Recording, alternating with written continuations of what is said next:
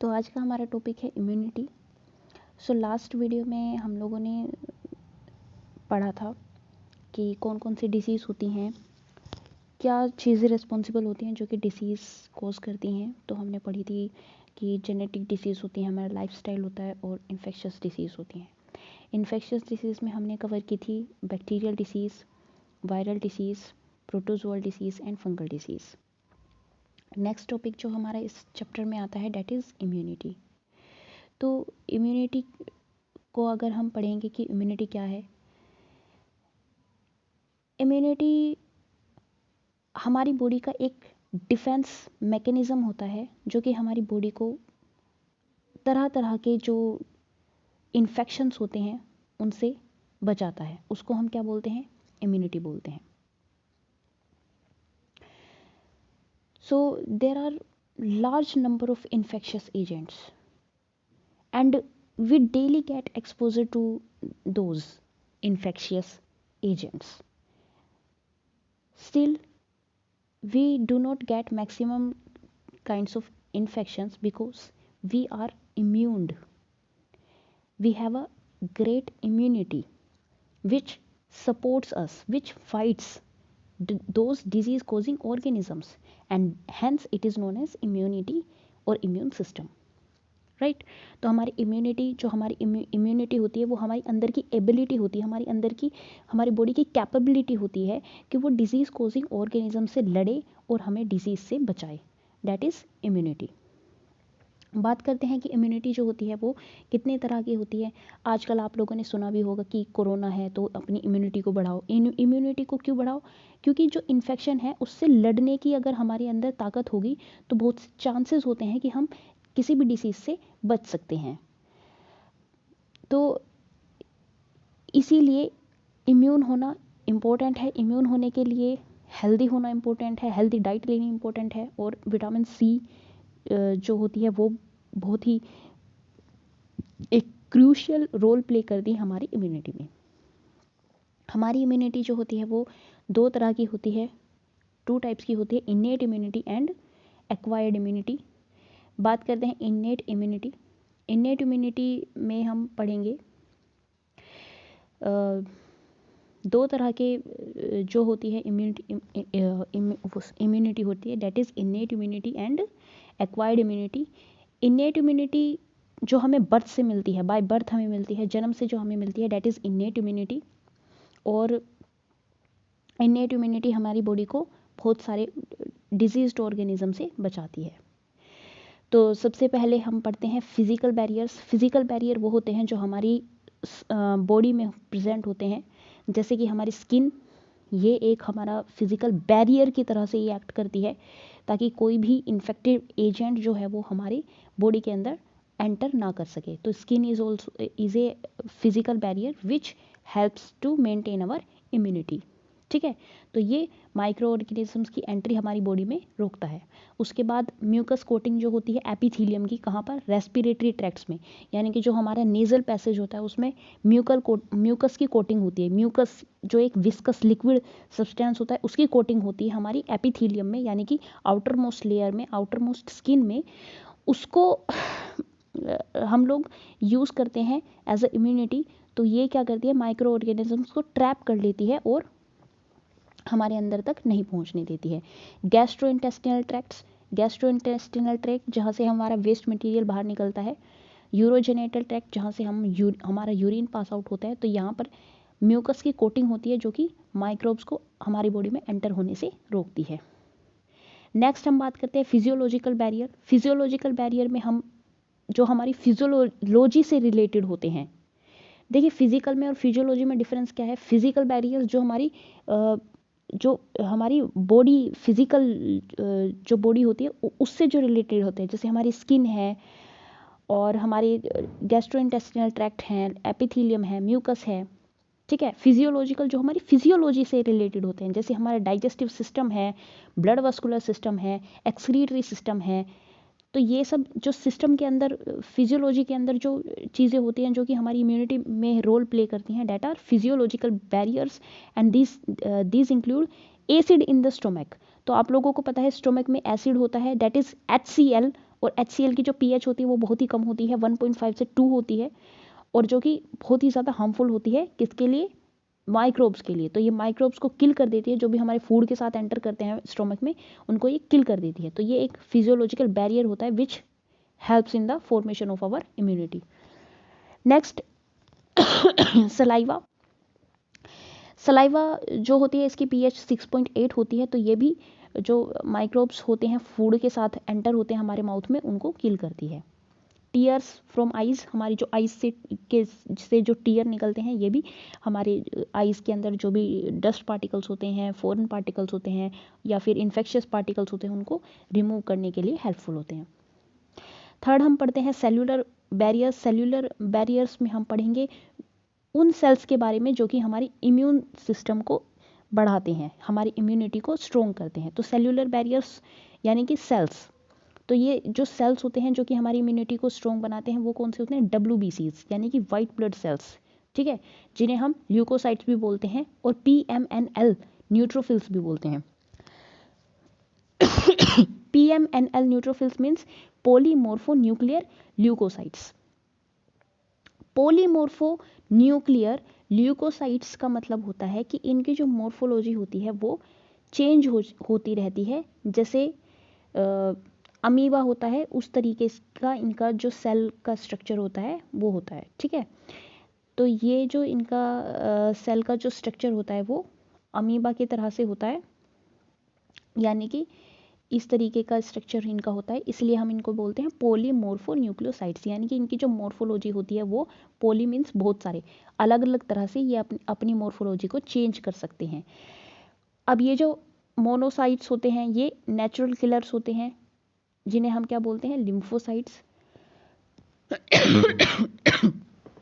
और ये जो लिम्फोसाइट्स होते हैं ये हमारे ब्लड में प्रेजेंट होते हैं, जो कि मैक्रोफेजेस से या फिर फैगोसाइटोसिस से माइक्रोब्स को डिस्ट्रॉय कर सकते हैं। फैगोसाइटिस का मतलब होता है एनगल्फ करना, यानी कि कोई भी अगर फॉरेन पार्टिकल होता है तो उसको ये अपने सूडोपोडियास से क्या कर लेते हैं, एनगल्फ कर लेते हैं, डिस्ट्रॉय कर देते हैं। इसीलिए हम इनको क्या बोलते हैं, फैगोसाइटोसिस बोलते हैं। तो फैगोसाइटोसिस से ये क्या कर देते हैं, किसी भी माइक्रोब को डिस्ट्रॉय कर देते हैं। फैगोसाइटोसिस का मतलब होता है एनगल्फ कर लेना, किसी भी फॉरेन पार्टिकल को एनगल्फ कर लेना, स्वेलो कर लेना, खा जाना, ठीक है।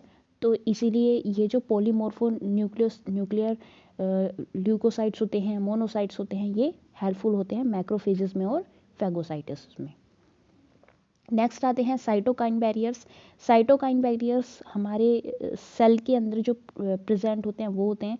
तो इसमें क्या होता है, जैसे ये सेल है तो सेल को अगर किसी वायरस ने इन्फेक्ट किया तो ये सेल एक तरह का प्रोटीन प्रोड्यूस करता है जिसे हम बोलते हैं इंटरफेरेंस। तो ये बहुत इंपॉर्टेंट है और ये कई बार एक नंबर में कई बार आता है। तो इंटरफेरेंस क्या होते हैं, these are the proteins which are secreted by virus infected cell to protect the non infected cell for further infection, ठीक है। जैसे इसके चारों तरफ सेल्स हैं तो ये क्या करेगा, इन सेल्स को बचा लेगा क्योंकि ये इंटरफेरेंस को प्रोड्यूस करेगा, और इंटरफेरेंस क्या करेंगे, प्रोटेक्ट करेंगे बाकी के सेल्स को, ताकि ये जो वायरल सेल है ये इसके अंदर जो वायरस है वो फर्दर दूसरे सेल्स को इन्फेक्ट ना करे।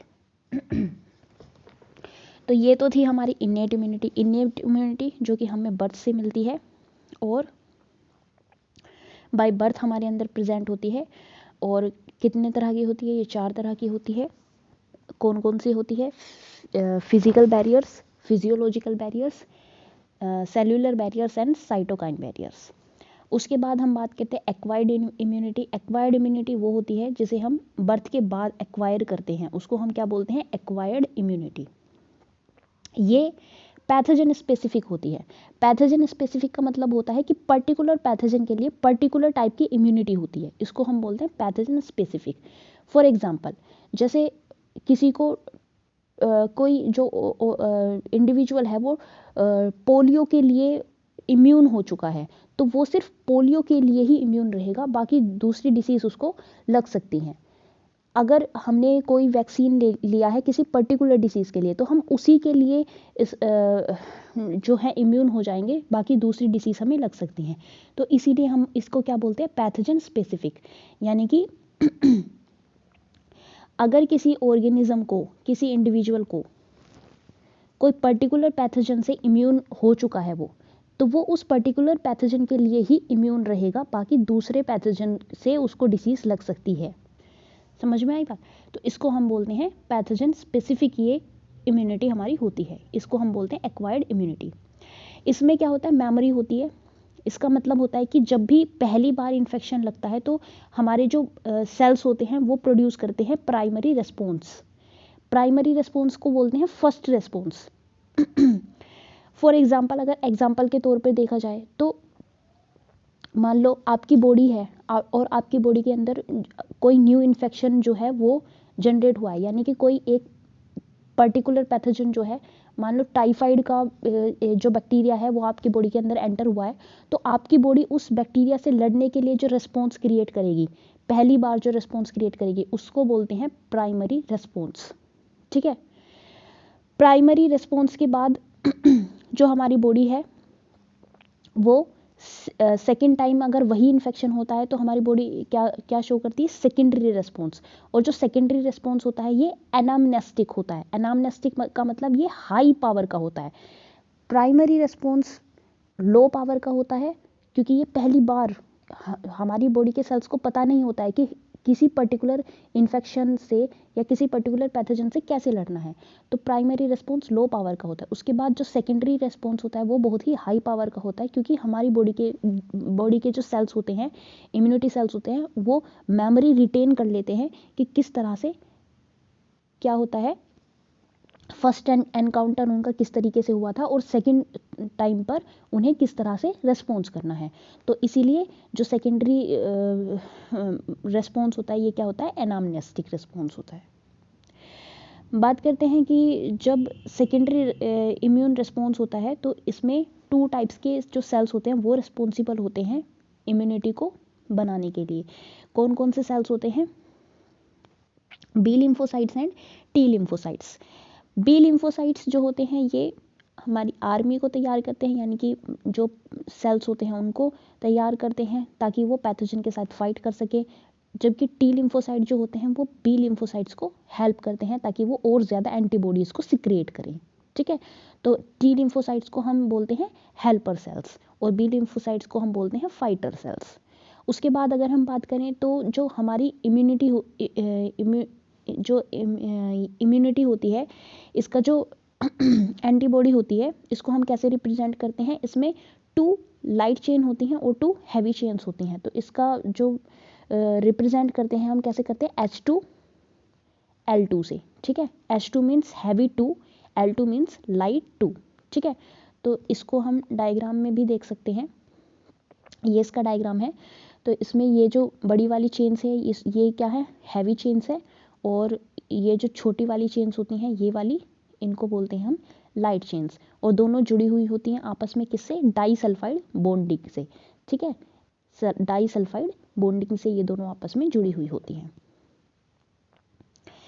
बात करते हैं हम कितनी तरह की एंटीबॉडीज़ होती हैं।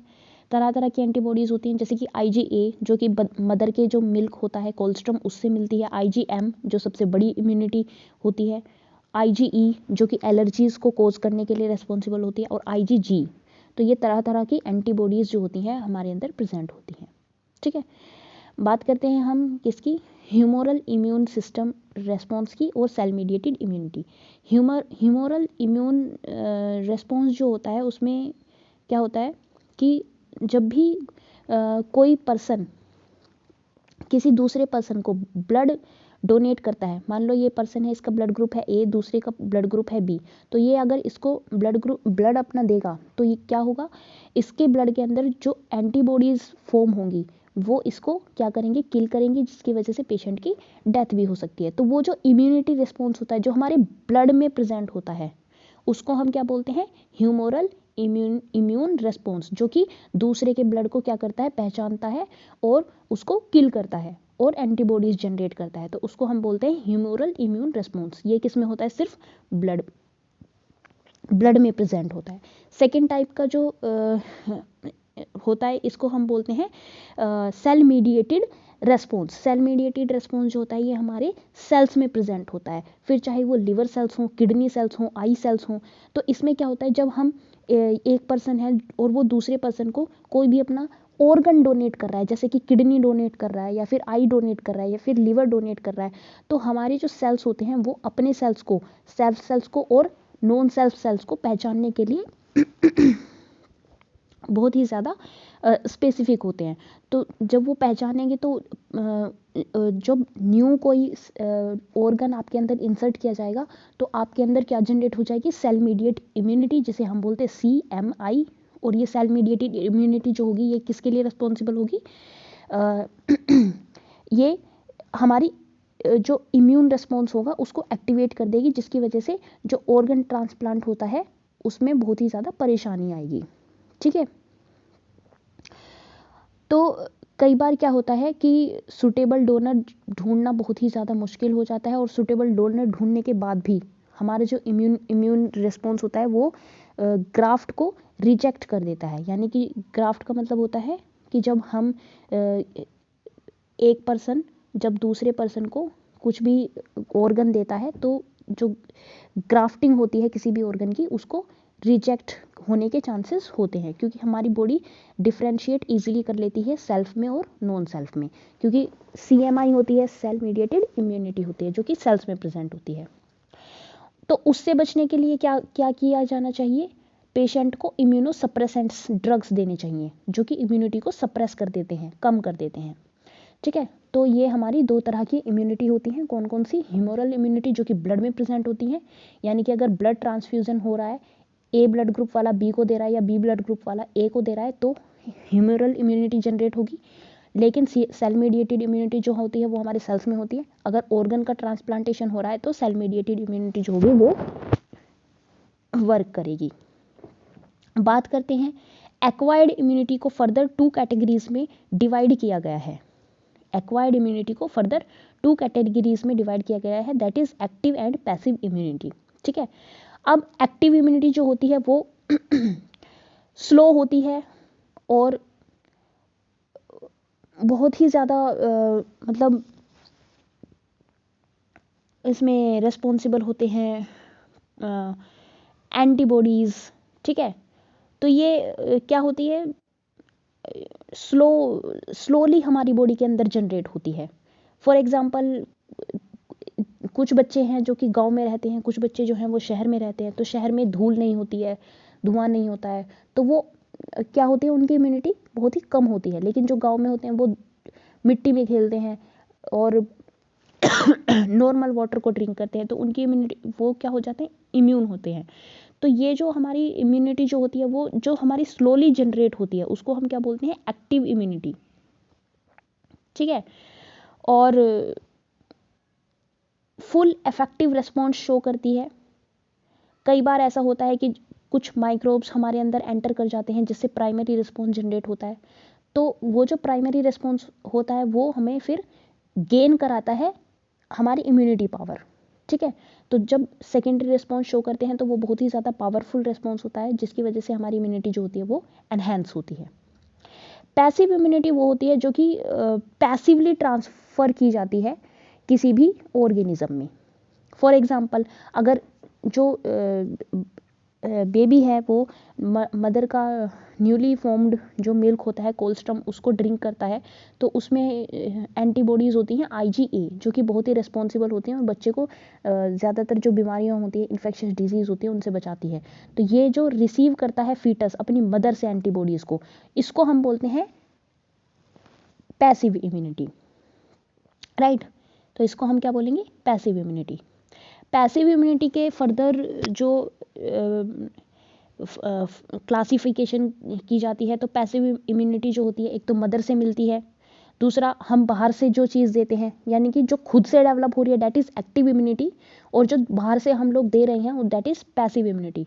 ठीक है, जैसे मदर के मिल्क से जो मिल रही है दैट इज़ पैसिव इम्यूनिटी, या फिर वैक्सीनेशन हम करा रहे हैं वो भी क्या है, पैसिव इम्यूनिटी है। तो वैक्सीनेशन क्या होता है कि हम कोई भी ऐसे पैथोजन को प्रिपेयर करते हैं जो कि इनएक्टिवेट होते हैं या फिर वीक होते हैं, और जो वीक और इनएक्टिव पैथोजन होते हैं उसको हम क्या बोलते हैं, वैक्सीन। उसको हम बॉडी के अंदर इंट्रोड्यूस कराते हैं ताकि हमारी बॉडी जो है उनके अगेंस्ट लड़ना सीख जाए, यानी कि उसमें सबसे पहले क्या जनरेट हो, प्राइमरी रेस्पॉन्स जनरेट हो। तो प्राइमरी रेस्पॉन्स जब होगा वीक पैथोजेंस के खिलाफ, तो क्या होगा, हमारी बॉडी को पता चल जाएगा कि इस पर्टिकुलर पैथोजन से कैसे लड़ते हैं, बट बदले में उसको कोई नुकसान नहीं होगा क्योंकि पैथोजन जो है वो बहुत ही ज़्यादा वीक हैं या फिर इनएक्टिव हैं। ठीक है, उसके बाद जब सच में एक्सपोजर होगा किसी उसी तरह के किसी पैथोजन का, तो हमारी बॉडी का जो सेकेंडरी रिस्पॉन्स होगा वो बहुत ही ज़्यादा हाई लेवल का होगा और सेकेंडरी रिस्पॉन्स से हमारी बॉडी उस डिसीज से बचने के लिए कैपेबल हो जाएगी। तो इसी को ही हम क्या बोलते हैं, वैक्सीनेशन या फिर इम्यूनाइजेशन, यानी कि जो हमारी इम्यूनिटी को इंक्रीज करता है, दैट इज वैक्सीनेशन। तो इसमें इसी जो इम्यूनिटी हम इंक्रीज करते हैं बाहर से, दैट इज पैसिव इम्यूनाइजेशन। अब इसमें बहुत सारी अलग अलग तरह की वैक्सीन्स आती हैं, जैसे कि हेपेटाइटिस बी वैक्सीन है, पोलियो वैक्सीन है, रूबेला वैक्सीन है। ठीक है, तो ये वैक्सीन्स जो होती हैं ये हमें किसी भी पर्टिकुलर पैथोजन से लड़ने के लिए कैपेबल बनाती हैं।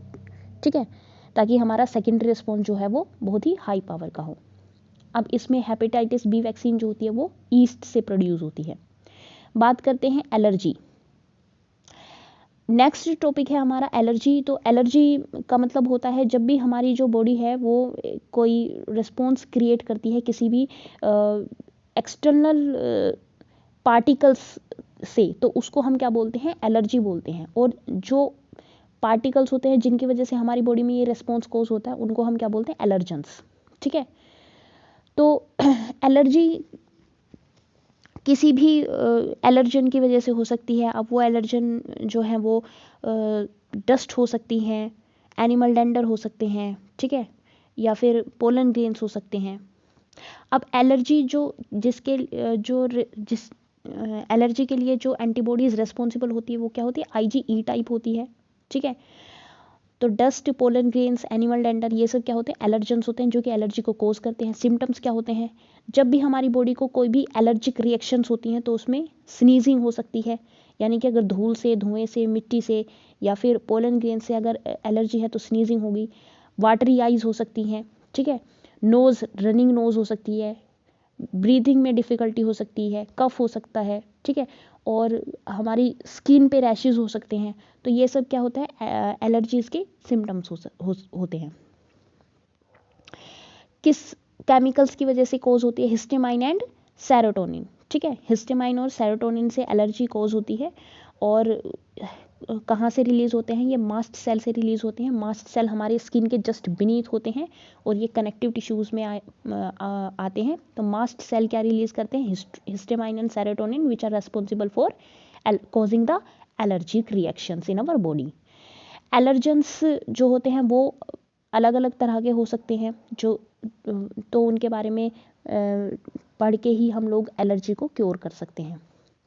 कैसे क्योर कर सकते हैं, हम पेशेंट को एंटीहिस्टामाइन दे सकते हैं, एड्रेनलिन दे सकते हैं, स्टीरॉइड्स दे सकते हैं, जो कि एलर्जी के सिम्टम्स को काफ़ी हद तक रिड्यूस कर देते हैं। ठीक है, तो एलर्जी क्या है, कुछ नहीं है, सेंसिटिविटी है टू एलर्जेंस। जो एलर्जेंस होते हैं उनसे सेंसिटिविटी है, यानी कि अगर ज़्यादा सेंसिटिव है धूल से, धुएं से, पोलन ग्रेन से, तो क्या होगी, एलर्जी कोज होगी।